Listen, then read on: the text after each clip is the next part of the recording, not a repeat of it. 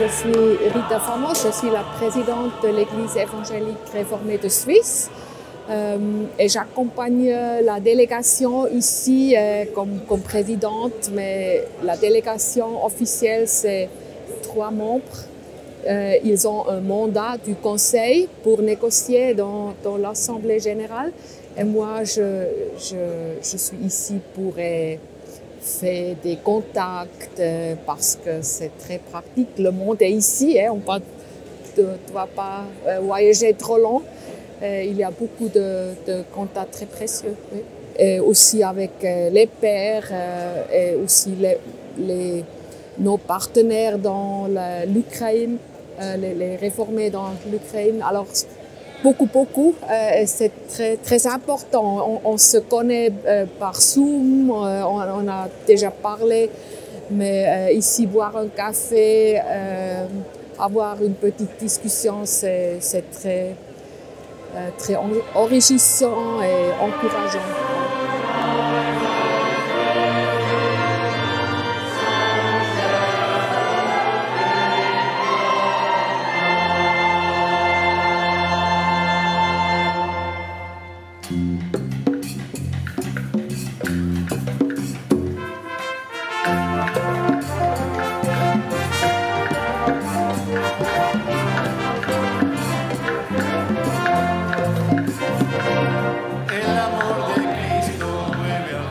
J'ai vécu des moments vraiment très forts cette année. J'appellerais ça volontiers de la communion, et une communion qui se fait dans une grande diversité, dans des expressions de foi multiples, tant par le chant que par les langues. Je me suis étonné moi-même quand on a récité ensemble le symbole de Nicée-Constantinople, chacune et chacun, comme il est dit ici, dans la langue de son cœur. Il y avait quelque chose de l'ordre du brouhaha, quelque chose d'intermittent. Puis en même temps, pour moi, à l'intérieur, il y avait quelque chose qui vibrait d'une belle unité.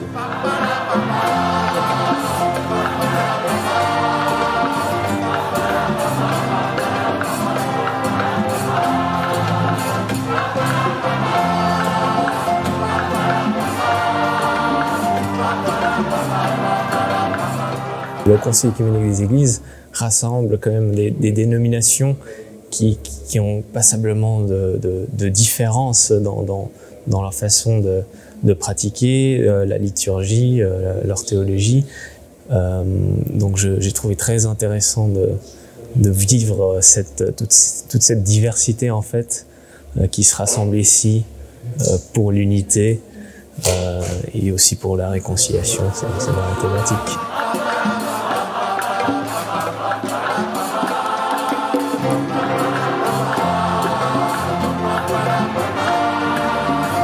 Pour moi, c'est important d'écouter, d'entendre quels sont les enjeux de nos partenaires ou des églises dans le monde. Alors, c'est important pour nous d'encourager les communautés mondiales de faire le mieux et aussi de montrer notre solidarité. Nous sommes très privilégiés comme chrétiens dans la Suisse. Nous sommes très riches, mais nous sommes très petits et on ne peut pas tout faire, mais de se concentrer et puis partager avec les autres églises européennes qui s'occupent de quoi, ça c'est très important. Et c'est important d'être une communauté mondiale. Hein. On sait,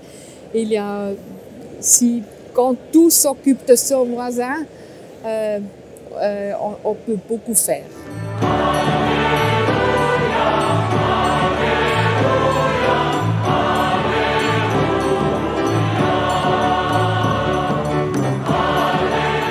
J'ai une attente autour du conflit, de la guerre qui se vit entre l'Ukraine et la Russie. C'est aussi ça le rôle du COE.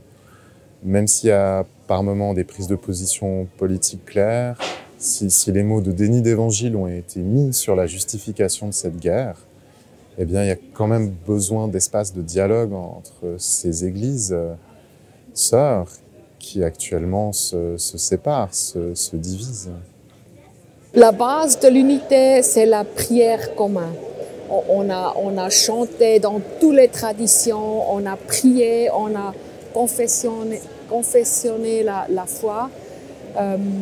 Et c'était très, très important. Et ça, c'est la base. Mais l'unité est aussi quand on reste en dialogue. Alors, ce n'est pas, quand on n'est pas d'accord, ce n'est pas la fin de l'unité, c'est le commencement de l'unité. Et c'est très important aussi, sur cette base, la volonté de partager l'amour de Christ, on doit aussi discuter là où on n'est pas d'accord. Il y a beaucoup de sujets qu'on n'est pas de la même opinion.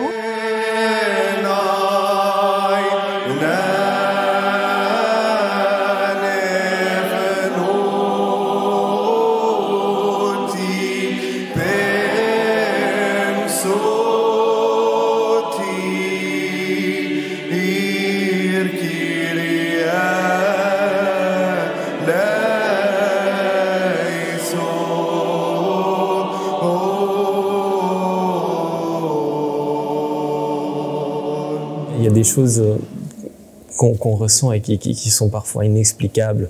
Quand, je sais pas, j'entends une musique qui vient d'un autre pays, d'une langue que je ne comprends pas, mais je sens qu'il y a quelque chose là. J'ai ressenti l'esprit qui était là et qui nous unissait tous en tant que frères et sœurs en Christ, en fait. Et j'ai trouvé ça magnifique, quoi. Puis c'est des choses qu'on ressent et qui sont pas forcément explicables, quoi, tout simplement.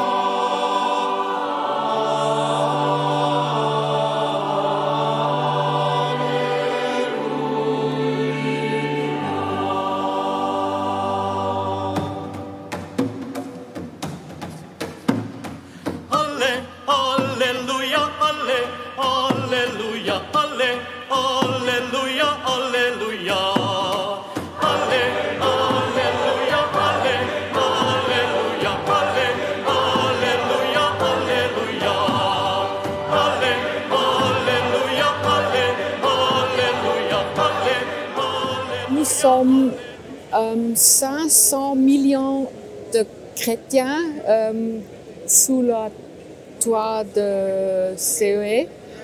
Et ça, c'est un pouvoir. Hein?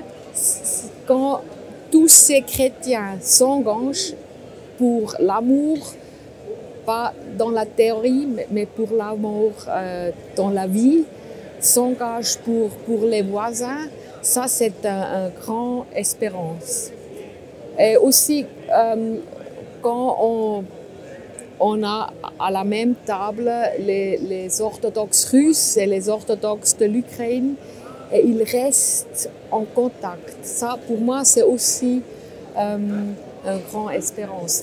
Nous faisons le mieux, ce qu'on peut faire, mais l'amour, il a aussi un pouvoir. Et c'est de croire aussi, et avoir confiance dans ce pouvoir de l'amour de Christ. Et ça, c'est mon espérance.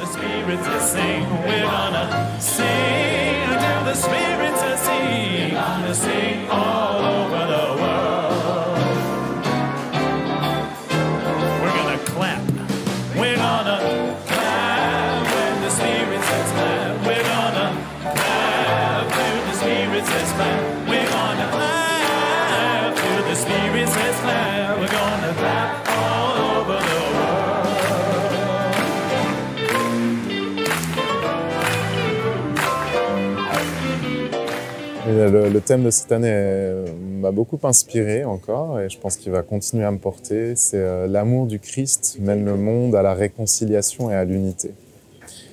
Et c'est vrai que dans notre culture, on rappelle beaucoup la spiritualité, la vie intérieure, que la réconciliation et l'unité, on la vit en nous-mêmes et que c'est un processus qu'on vit dans lequel l'Esprit souffle en nous et c'est vrai et c'est juste. Et j'aime dans ces lieux-là où d'autres églises partenaires qui ont des contextes de vie différents, qui vivent des oppressions, pour qui il n'y a pas une liberté d'être chrétienne ou chrétien dans leur pays, nous rappellent aussi la transformation non pas juste intérieure mais du monde. On a besoin d'une église qui qui soit plus militante et qui face aux enjeux à la fois humanitaires mais aussi environnementaux. Il est crucial que nous soyons plus unis que jamais.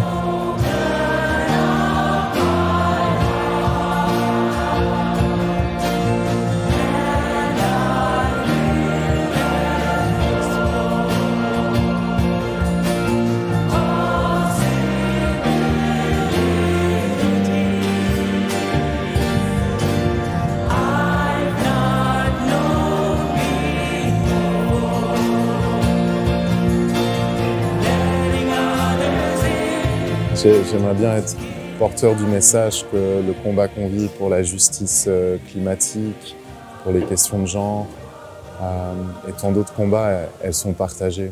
On n'est pas seul dans le christianisme à le porter.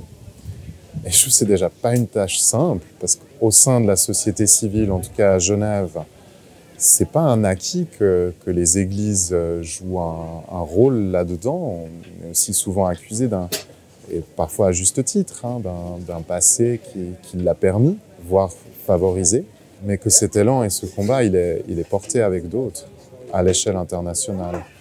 Pour moi, en tout cas, c'est une de ces belles réalisations ici, c'est de sortir de cette solitude du combat, de se dire qu'il est partagé.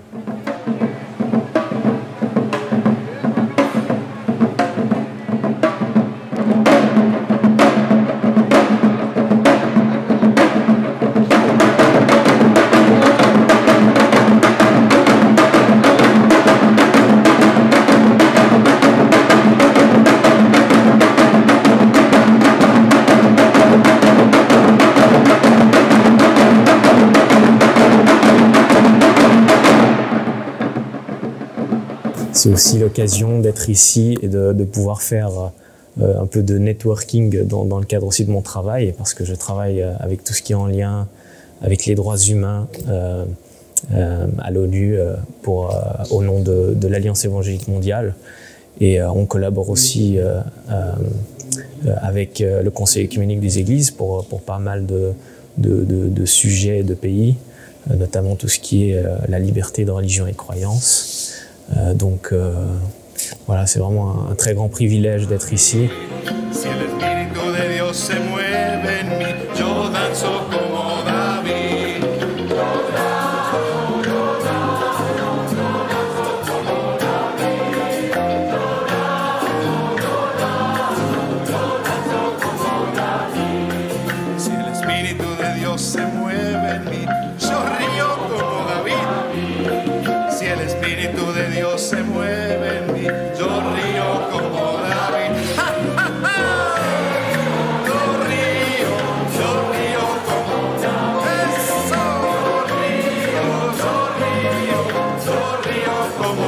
Ce mouvement comme ça, intergénérationnel, inter-église, écuménique, avec des gens de partout du monde, avec des cultures et des pratiques tellement différentes, il n'y a rien de plus enrichissant, j'ai envie de dire, dans ce genre d'événements comme ça, mondiaux.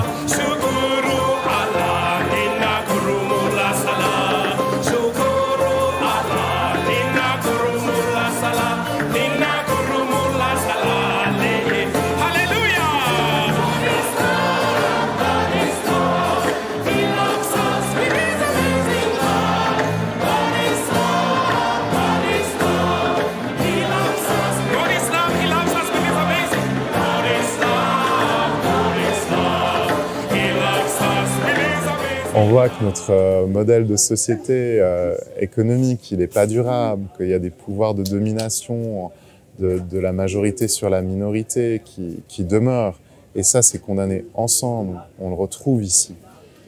Et pour moi, ça me redonne de l'élan pour continuer ce combat, tant au sein de l'Église, parce que même là, il est pas gagné, que aussi au sein de la société.